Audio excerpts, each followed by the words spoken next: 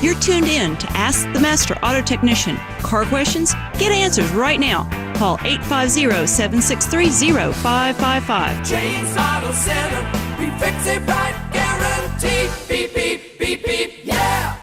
All right, welcome back to Ask the Master Auto Technician. I got Scott Hobbs calling all the way from Mr. Rooter Plumbing at 763-2001. They're open Monday through Monday, 7 days a week, 26 hours a day. Matter of fact, they don't even charge extra for making house calls, especially on the weekends. Is that true, Scott? Did I say that correctly? That is absolutely correct. We schedule calls on Saturdays and Sundays for folks that need it. And you don't even charge extra for coming on Saturdays or Sundays? No, there's no extra charge. Dadgummit, you're definitely not union. No, no, we're not union. We're not union. Union's almost a dirty word in the South down here. But one of the things we were talking about, Scott, on the earlier part of the show was Northern Bay County, the sewer treatment plant up there. You told me that they will not accept sludge from honey trucks, from the septic tank trucks, and y'all have to go all the way to St. Joe. And the reason is you said it was too concentrated, correct? That's the reason. That's right. And they have to especially adapt to that. And there may be more to it because I'm not privy to everything on the municipal side. Yeah. But I know that they have to adapt to allow septage to be dumped. Okay, well, let me ask you a question. I'm not a real smart guy when it comes to sewer systems, but when I was in the Navy, when we had to dump these great big honey pots, when we'd suck off the bilges out of ships, we had an area that was an indention, and we just backed the trucks up to it, opened up the sluice gate, and everything went in that, and it went into a big underground facility or wherever the heck it was supposed to go.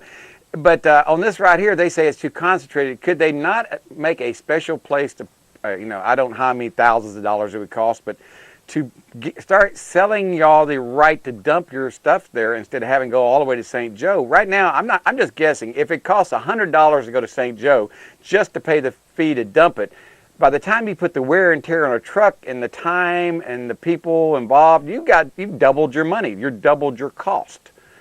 Just guessing. Absolutely. And if we could figure out a way, to get it where when you go to Washington County or you go to Holmes County or you go to any of the counties up north here, Calhoun County, if you could dump in Northern Bay County at an approved facility, not only would it save you money, the facility would make money, the customer would save money. It'd be a win-win for everybody.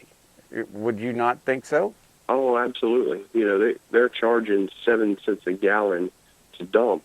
Wow. And of course, our truck, or any truck over in St. Joe, it doesn't matter if it's topped off to the very top or if we have a spoonful of liquid in that truck, they're going to charge us for the full truck. Right. And they're only processing what we dump. So it can be profitable if it's managed correctly. Okay, because that's one of the things. I just had a lady call me. Well, she's been writing me talking about Northern Bay County. They've watched their sewer bill go from, their water and sewer bill go from $75 a month to now they're paying more for water than they're paying for electricity and sewer, if you can believe that. Yeah, that's hard. Crazy. It is hard to believe, but it's fixing to go up 2% in October. And I was sitting there going, well, how can we make it where people, because in business, incoming must exceed outgoing or you go broke. And in government, the only way you can pay for the bills is either have more people use your services and pay into it, or raise taxes or raise the fees on everybody that's paying it. And they told me only 24 people are on this, 21 people, 21 houses are on this septic system. Going to this up there. 21 houses is a $29 million piece of property. Wow. And they're not even using that sewer system's not even, the sewer system they're being charged for doesn't even go there. It goes to another one that's not, it goes to an older one. And I'm just sitting there scratching my head going, why are we doing this? Who's profiting for this? Because if you could take your sewer system there and dump it and you're paying, give me an example. How much would you normally take it? How much would a truck cost just to go down to St. Joe and you dump off 3,000 gallons of waste? We're going to spend probably close to $300 to do $300, and then you got the time involved for the person to drive the truck down there, and that's going to take a couple hours each way. And then you got another, so there's 4 hours of his time you're paying for. Then you got wear and tear and fuel on the truck. So you probably got every bit of every time you dump a load between $400 to $500, and wear and tear, fuel, and paying salaries to someone to do that. So if you could do the same thing, charge $300, and do it locally where you don't have any extra time or any more wear and tear, any more miles on your truck, this county could make money, you could save money, and you could probably pass that on to your customers. Oh, absolutely. And I'll add something else to the mix. They're going to pass a law. They've already passed it, and they keep kicking it down the road Right. to where you cannot do land spreading. So some of the northern counties, Jackson County, Holmes County, those pumping companies, they have farms, and they'll take and spread the septic over the farms. So the Florida is trying to make that illegal, and they keep grandfathering those that are currently doing that and giving them another extension. That's going to go away at some point. So they will have to take it to a facility at some point. Well, that's a great opportunity. Yeah, this is a great opportunity to plan ahead. If this is the case, you say, because they're trying to protect the aquifers. I know that's what they're trying to do, and they're worried that this septic sewage will go through and contaminate the aquifers. I don't think it would happen, but for grins and giggles, and we know the EPA getting involved, everybody's got their hands out, so they're wanting to do this. But since we do have the facilities and we do have these, I mean, I do not see why they cannot do that and actually, get the cost down for the average person, because if it's $29 million, there's only 21 people tied up to this piece of property going to the sewer system, and they're not even, they're paying for it and they're not even tied into it. That's the crazy part about it. Doesn't make a whole lot of sense. I got to check in on that. But it's still $29 million for a facility that's being underutilized. There's got to be a way to make it where it's more properly utilized, and having you being able to pay. How many septic tank companies are there in Bay County off the top of your head? Just guessing. 10? Oh, there's probably going to be 10. And then you've got the surrounding counties as well. Wow, yeah. So we probably got, let's just say we have 50 septic tank companies within a 50-mile range of that sewer system plant. Would you say that'd be probably about right? Maybe 50? It might be a little high, but it's probably close. And what you really got to consider is, more so than that, is how many homes are on septic systems in that 50-mile radius. There's a lot of homes in that 50-mile radius on septic tank systems, I guarantee you. So I'm just trying to figure out how to think out of the box where we can get something taken care of. But it would benefit you, it would benefit the customers, benefit myself, it would benefit a lot of people, and maybe give some relief to those people that are paying more for water and sewer than they're paying for electric bill up in northern Bay County. But anyway, enough of that part right there. We beat that dog to death a little bit, that horse to death. But tell me, what's going on at Hobbs Plumbing that y'all did this weekend that was exciting, different, out of the box, didn't think was going to happen, hadn't seen one of those happen in a long time, and all of a sudden it raises its ugly head again? Oh, well, there's always new and exciting stuff happening. Some of the things that we're working on this week and over the weekend is, we do the relining. Yes. We've got some projects coming up where we're going to be relining people's pipes that they decided, hey, we'd rather go ahead and spend that money and not jackhammer our floor and not pull up our tile and hardwood floors, and we can go ahead and get the pipes relined versus doing all that demolition, disrupting the home. We're talking about a quarter of the money. Because you start figuring out what's going to take to replace the jackhammer of the foundation, remove all that, put the hardwood floors or tile back down, and the time involved, what you can do in one afternoon or maybe 2 afternoons, it would take probably 2 or 3 weeks, maybe even longer if you had someone working 8 hours a day, 5 days a week to fix your home. And you can do in just maybe 48 hours or less.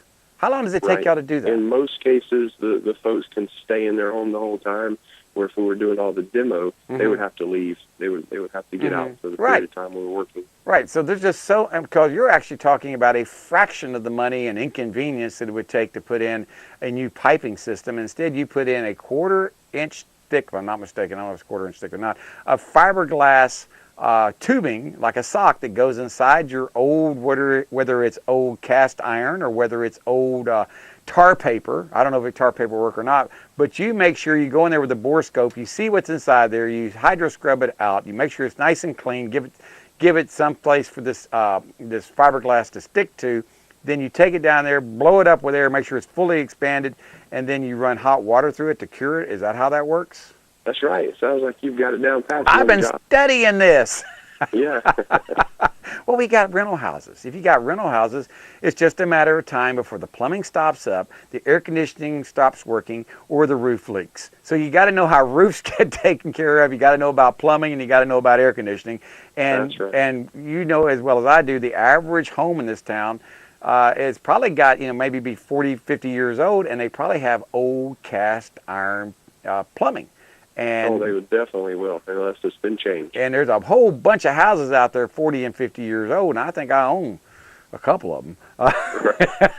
And I know you mentioned the tar paper. Yeah. Pipe, which is, we call it Orangeburg, and it was built back in the World War II era when they were, rationing metal, so they built sewer lines out of tar paper.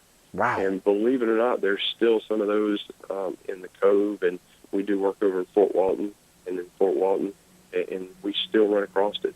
Now, can those be relined as well?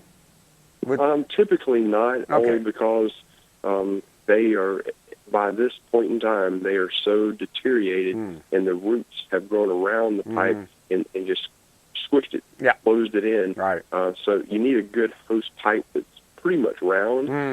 So we have another method that we use on those, and we call it pipe bursting. So what we do is we run a cable through that pipe, and you may see this on the side of the road. It's a big, huge pipe where they put this cone on the end of it, and they pull the pipe through the soil. Right. So we use that as a chase pipe, pull a cable through, and we use a big machine that produces 30,000 pounds of pulling force, and we pull a new pipe in place.